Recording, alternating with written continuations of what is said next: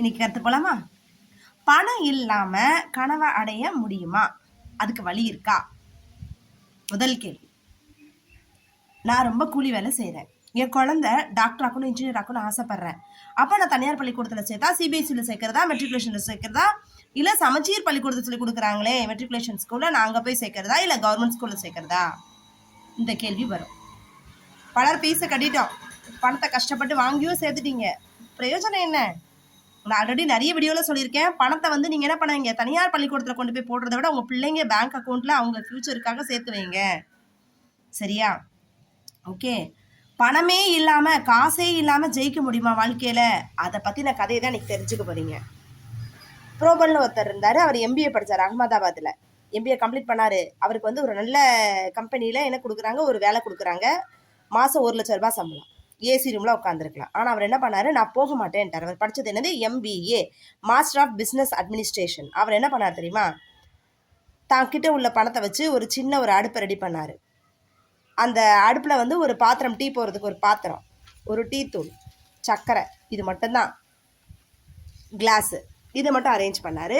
இதை வச்சு என்ன பண்ணார், தன் தொழில் ஆரம்பிக்கிறதுக்கு முயற்சி எடுத்தார். ஓகே.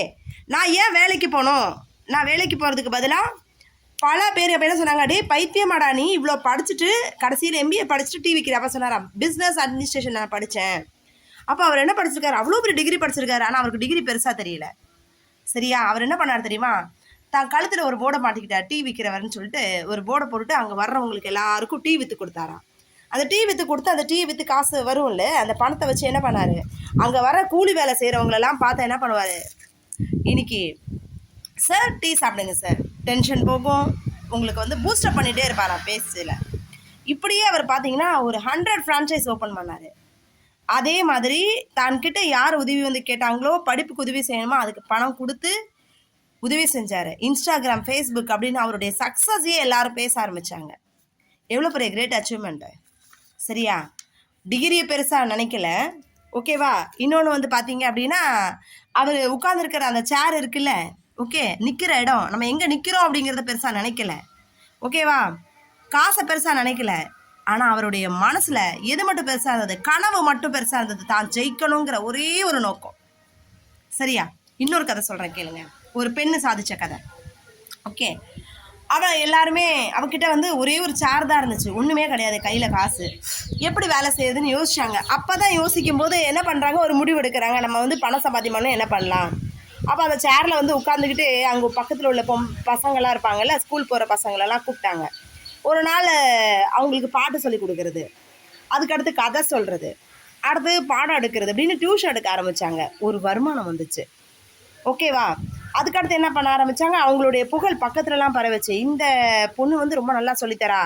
இப்போ இவங்ககிட்ட முதலீடு என்ன, ஒரே ஒரு சேர் மட்டும்தான். இன்றைக்கி தன்னுடைய வருமானத்தை ஈட்டக்கூடிய வழி அவங்க தேர்ந்தெடுத்தாங்க. குஜராத்தில் இதே மாதிரி ஒரு கதை. ஒரு பையன் என்ன பண்ணா, விடுமான்னு பேர். அவன் என்ன பண்ணா, டீ வித்தான். எப்படிங்க டீ விற்றா காசு வருமா? அவனுக்கிட்ட வந்து பார்த்தீங்கன்னா டிகிரி கிடையாது, இதே மாதிரி சேர் கிடையாது. எல்லாரும் அவனை கிண்டல் பண்ணாங்க, என்னடா டீ விற்கிற. அவங்க அம்மா சொன்னாங்க, டேய் போய் உன் பொழப்ப பாடுறா, நீ என்ன பண்ணும், டீ தான் விற்கணும், அந்த டீ விற்கிற வேலையை மட்டும் போய் பாருடா அப்படின்னு சொல்லிட்டு அவங்க அம்மா எல்லாரும் மட்டும் சொல்கிறாங்க. அவன் எதையுமே யோசிக்கல. சரி நம்ம அம்மா சொல்லிட்டாங்க, நம்ம என்ன பண்ணுவோம், டீ விற்கிறதுக்கு போகலாம் அப்படின்னு சொல்லிட்டு அவன் யோசிக்கிறான். அப்போ அங்கே வந்து பார்த்தீங்கன்னா அவன்கிட்ட காசு இருந்துச்சாரு பார்த்தீங்கன்னா காசு கிடையாது, டிகிரி இருந்துச்சாரு பார்த்தா டிகிரி கிடையாது. ஆனால் அவன்கிட்ட என்ன மட்டும் இருந்ததுன்னா நம்பிக்கை இருந்துச்சு, உழைப்பு இருந்துச்சு, நான் ஜெயிப்பேங்கிற மனசு மட்டும் இருந்துச்சு. சரியா? அவன் வாய் முழுக்க எப்போ பார்த்தாலும் சிரிப்பு தாங்க இருக்கும். ஓகேவா? அவன் ஒரு நாள் சொன்னான், இந்த ஊர் முழுக்க என் டீயை பற்றி பேசுவாங்க, என் டீ வந்து குடிக்கிறதுக்காக எல்லாரும் வருவாங்க, என்னை தேடி வர வைப்பேன் அப்படின்னா. அவன் மனசில் ஒரு நாள் சொன்னான், இந்த நாடே எங்கிட்ட டீ குடிக்க வருங்கிற அந்த ஒரே நினப்பு மட்டும்தான். மழை வந்தாலும் நனைஞ்சான், வெயில் வந்தாலும் வேறு வேலை நனைஞ்சான், ஆனால் வாய் மட்டும் சிரிச்சுக்கிட்டே இருந்துச்சு. வாங்க வாங்க வாங்கன்னு சொல்லிட்டு ஒவ்வொருத்தரையும் மரியாதையோட நடத்தினான். பார்த்தீங்களா? இதுதான் உண்மையான கதை. இன்னைக்கு அவங்க அம்மா அன்னைக்கு அவங்க என்ன சொன்னாங்க தெரியுமா, ரயில் ஸ்டேஷனுக்கு போ டீ விற்று போலடா, அந்த பொழப்பை மட்டும் பாருடா அப்படின்னு.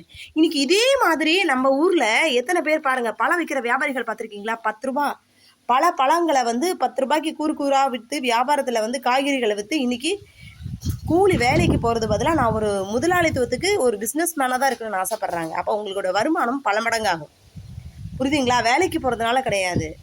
ஒரு பெரிய அதிகாரியாக இருந்தாலும் அந்த வேலை எனக்கு தேவையில்லை, எது எனக்கு தேவை, இந்த மாதிரி வேலைகள் தான் தேவைன்னு சொல்லிட்டு உள்ளே இறங்கி நின்று ஜெயிக்கிறாங்க. புரியுதா? நீங்களும் ஜெயிக்க ஆசைப்பட்றீங்களா? இன்றைக்கி 3 கதை சொன்னேன்ல. ஒரு அக்கா டீச்சர் ஆன கதை, அடுத்து ஒரு MBA முடித்த ஒரு பர்சன் வந்து டீ விற்று 100 ஃப்ரான்ச்சைஸ் ஒர்க் பண்ணார்.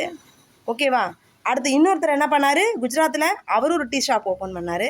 உங்களாலேயும் சாதிக்க முடியும். சரியா? பணம் இல்லாமையே முதலாளியாக வாழவும் முடியும். அந்த வாய்ப்பை தான் இன்றைக்கி உங்களுக்கு கதைகளாக கொடுத்துருக்கேன். உங்களுக்கு இந்த கதை பிடிச்சிருந்தா ஷேர் பண்ணுங்கள் மறக்காமல். ஓகேவா? கண்டிப்பாக லைக் கொடுங்க, கமெண்ட் பண்ணுங்கள். நானும் இதே போல தான் என்னுடைய உழைப்பை நம்புகிறேன். டிகிரியை பெருசாக நினைக்கல. சரியா? மனுஷங்களுக்கு வந்து அது வெறும் மனசு மட்டும் இல்லை, காசை நான் பெருசாக நினைக்கல, என்னோடய உழைப்பை பெருசாக நினைக்கிறேன். என்னுடைய மனசு, என்னோடய லட்சியம், என்னோடய நம்பிக்கை பெருசாக இருக்குது. அதில் ஓடிட்டுருக்கேன், நான் ஜெயிப்பேன்னு சொல்லுங்கள். மறக்காமல் சொல்லுவீங்களே? ஓகே, கமெண்ட்டில் கண்டிப்பாக பதிவிடுங்க.